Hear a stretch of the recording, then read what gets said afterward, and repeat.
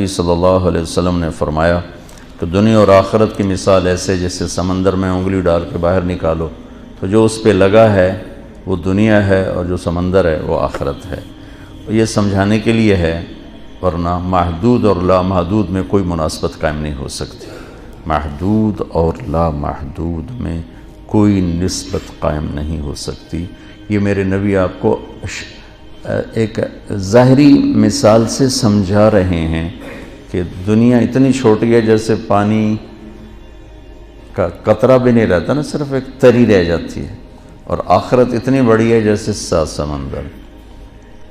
میرے سمندروں کے کئی سفروں ہیں تو میں اس کو آنکھوں سے دیکھ رہا ہوں کہ ادھر ایک قطرہ ہو اور قطرے کی بھی تری ہو اور ادھر سمندر ہو، تو کیا نسبت ہے، یہ سمجھانے کے لیے ہے. ورنہ محدود اور لامحدود میں کوئی نسبت قائم نہیں ہو سکتی. محدود اور لامحدود میں کوئی نسبت قائم نہیں ہو سکتی. وہ لامحدود زندگی ہے، یہ محدود زندگی، اس میں کوئی نسبت قائم نہیں ہو سکتی، عارضی و ہمیشہ.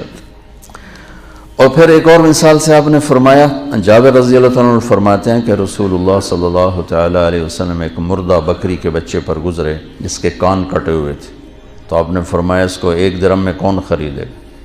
کہ یا رسول اللہ ہم تو اسے مفت بھی نہیں لینا چاہتے، یہ زندہ بھی ہوتا تو کان کٹا تھا، یہ تو مرا بھی ہو کان کٹوا بھی ہے. تو آپ نے فرمایا اللہ کی قسم دنیا اللہ کی نظر میں اس سے زیادہ حقیر ہے. جیسے یہ تمہاری نظروں میں حقیر ہے، دنیا اللہ تعالیٰ کی نظر میں اس سے زیادہ حقیر ہے.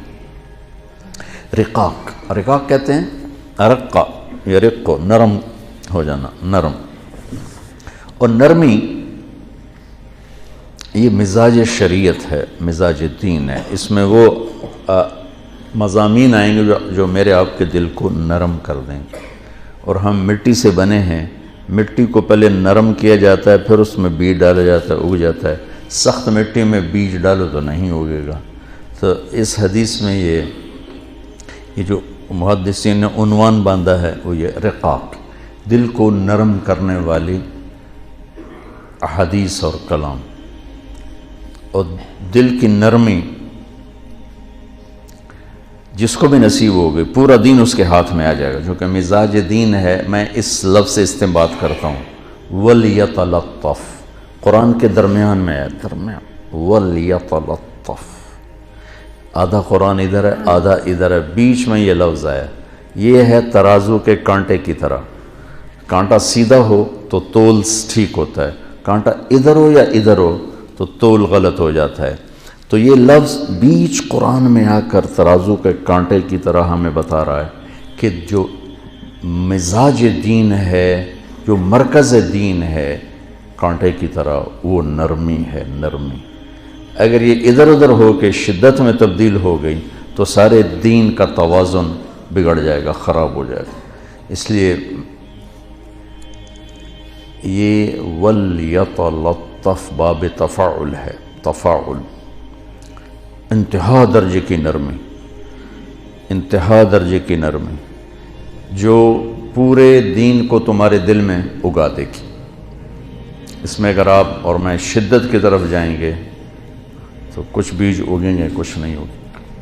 تو اللہ مجھے بھی آپ کو نرمی مزاج نصیب فرمائے. شدت اللہ کو ناپسند. میرے نبی کا فرمان ہے اگر نرمی کی کوئی شکل ہوتی تو دنیا کی سب سے خوبصورت شکل ہوتی، سختی کی کوئی شکل ہوتی تو دنیا کی سب سے بدصورت شکل ہوتی. لو کان الرفق خلقا لما رأى الناس خلقا احسن منه ولو كان العنف خلقا لما رأى الناس خلقا اقبح منه.